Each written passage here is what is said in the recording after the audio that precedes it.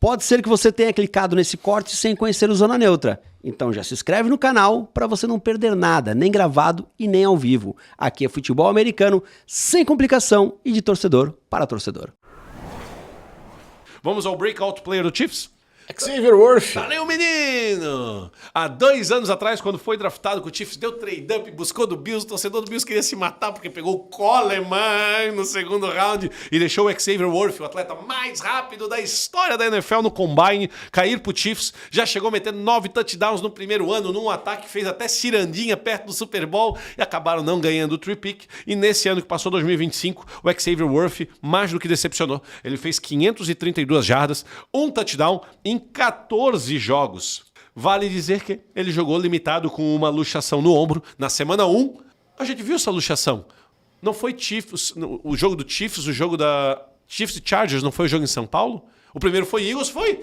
Chiefs e Chargers, eu vi, eu tava olhando esse lance, eu ainda falei pra vocês, vamos ver se aparece replay, que o Travis Kelce vai fazer uma rota, o Worth tá em rota contrária, foi fogo amigo. Que eu olhei o Worth caindo e eu falei, não volta essa temporada. Foi fogo amigo. E daí foi uma luxação no ombro, ele acabou voltando. Porém, no final da temporada ele teve que fazer uma cirurgia, ou seja, jogou baleado o ano inteiro.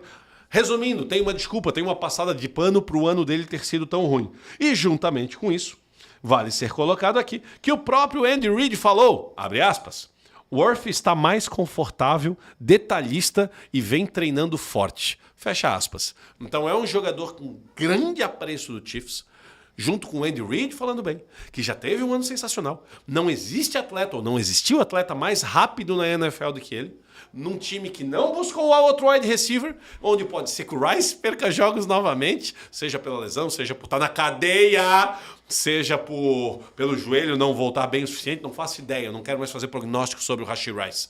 Mas o Rashee Rice também não ocupa o mesmo espaço de campo que Xavier Worth. Então eu imagino... e o Travis Kelce está em decadência nitidamente e por obviedade. Então o Xavier Worth, Montanha, é a planta que foi plantada sob concreto, só cresce para cima, Montanha. Uhum. Só que se for plantada sob concreto, ela não tem nutrientes para poder crescer, né? Tá, então é jogado barro o tempo todo nela, Montanha, também, para facilitar um pouquinho aqui. Tá bom. Vamos pro meu breakout player, Montanha. Junior Colson. Eu não me aguento!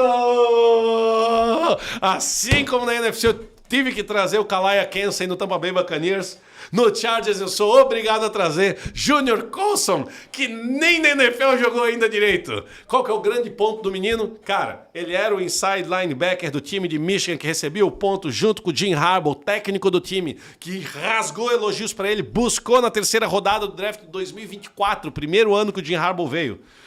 Em 2023 e 2022, esse menino foi o inside linebacker second team da Big Ten. Então ele sempre jogou bem no time do head coach, que quer muito ele. Então mesmo que ele jogasse médio, não mal, mesmo que ele jogasse médio, o Jim Harbaugh vai dar uma chance considerável para ele, desde que ele jogue pelo menos médio. O que é jogar médio, galera? Talvez ser Pro Bowler. Eu não tô falando desse cara como All-Pro, apesar de que eu acho que existe potencial. Mas ele está atrás de Denzel Perryman no Chargers no momento. E Denzel Perryman de 0 a 10 é um 7. É um bom jogador. Só que primeiro, eventualmente existem lesões, tomara que não aconteça com o Perryman, mas o Colson pode aparecer em outra posição, o Junior Colson. E existe também rotação. Então, se o Junior Colson começar a jogar, é muito provável que a sintonia dele com o head coach dele faça a diferença. Dito isso ainda, dito pelo próprio Jim Harbaugh, que ele tem o frame ideal desejado para um linebacker de interior. É óbvio que o jogador que ele foi buscar ainda nem pisou em campo por lesão. Ano passado ele perdeu a temporada inteira. Na primeira temporada ele também entrou como injury reserve. Enfim, tá bem arrebentado. Mas acredito eu que é o ano do menino, Montanha! Tá Junior bom. Colson, pra esperança dele e da mãe dele. Maravilha. E tua, né? Vocês três torcendo. É a primeira full season dele 100% recuperado. Esse é um outro ponto que eu não posso deixar passar em branco. Porque no primeiro ano ele já chegou miado, já entrou de injury reserve e tal. E esse ano, no ano 2025, ele também não teve a pré-season. Esse ano ele tá com a pré-season completa. Maravilha. Jadei Barão é o nome do menino. Era o cara que a gente tinha muitas expectativas. Eu tinha muitas expectativas no ano passado por ser o top 2 cornerback ali em cima. Era para selar essa secundária do Denver Broncos junto com o Patrick Surtain. Porém, ele não foi muito utilizado. Eu até depois fui conferir um pouco dos stats, porque eu lembro de acompanhar alguns jogos dele. Ele não jogou tão mal assim, mas enfim, os stats não eram muito bons. Por quê? Foi subutilizado. Ele foi a 20ª escolha geral no draft 2025. É uma escolha de pedigree para ele. Só que ele jogou atrás do Riley Mass em outside cornerback e do Jaquan McMillan no slot. Jogou 24, 25% dos snaps, Montanha. Então, o que eu acredito? Que mesmo que os outros cornerbacks, porque Patrick Surtain não tem conversa, né? Justo. Então, os outros cornerbacks, mesmo eles estando em evolução, eles jogaram bem ano passado. Eu não consigo acreditar que o Jahdae Barão, salvo ele ser ruim e a gente não ter visto, não comece a comer os snaps, se os outros dois cornerbacks continuarem em evolução. Mas o Jahdae Barão vai ter que começar a comer snaps. Ele é um pick de first round, 20 overall de 2025. Então é necessário que ele pegue 35, 40, 45, 50% dos snaps, se os outros dois forem bons. Se acontecer lesão, que não aconteça, ou se os outros dois derem uma pequena regredida ou segurarem no mesmo patamar, eu acredito que o Jahdae Barão possa assumir a titularidade e aí mostrar que veio, sendo bom ou ruim. Maravilha, meu caro, maravilha. Vamos ao último jogador, Montanha, o breakout player do time. Bora, meu caro. Ele é o Jonah Laulu. Esse aí muita gente não conhecia, né, Montanha? Meu Deus. Esse é semi-inexistente para a maioria, né, Montanha? Sim. Então, antes de começar a falar do Jonah Laulu, vale dizer que o técnico de defesa que o Raiders resolveu ter se chama Rob Leonard, que é um técnico famoso de fazer defesas 3-4. Ele joga no esquema 3-4, ao qual não é o que o Raiders jogou no ano passado. Com isso, com esse novo esquema de defesa, ele beneficia diretamente o Jonathan Laulu. O time já tem, o Raiders hoje já tem o Thomas Brooker, do outro lado como defensive end. Cara, eu não tô falando do Crosby aqui. Eu tô falando de um time que vai peneirar todo mundo na defesa e vamos ver o que sobra. Exatamente. Partam desse pressuposto. O Raiders tem o Crosby. O outro lado vai se preocupar com o Crosby, se não for trocado. Porque o time de defesa do Raiders ele tem que ser remontado. Então, mas esse jogador, o Jonah Laulu, ele tem o Thomas Booker do outro lado, uma defesa 3-4. Ele opera do outro lado. E no meio, no nose tackle, tem o Adam Butler. Se vão ser bons é uma outra conversa, mas segundo a Sports Illustrated, novamente, o Jonathan Laulu está maior, mais rápido, mais forte e esperando sua chance de sair do armário lá ele. Está chamando a atenção nos OTAs e o detalhe importante, ele jogou todos os 17 jogos em 2024 e 2025.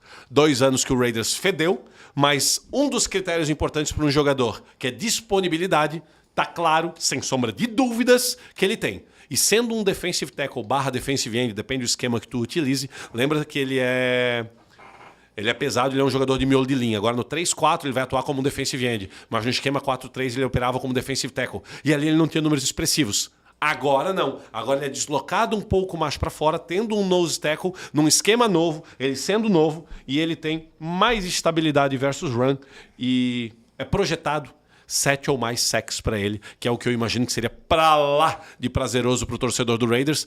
Veja bem, um time que está se reestruturando, vê o que consegue fazer. Crosby vai ser altamente marcado, mas vai tirar da cartola seus 10, 12 sacks se não machucar. E se tiver um jogador de interior de linha com mais de 7 sacks, seria formidável. Não, maravilha, cara. Até mesmo porque o interior de linha do Raiders, cara, era uma das maiores necessidades do time, né? Disparado aí. E eu percebi que eles endereçaram bastante coisa para as outras peças defensivas e o interior de linha estava me preocupando.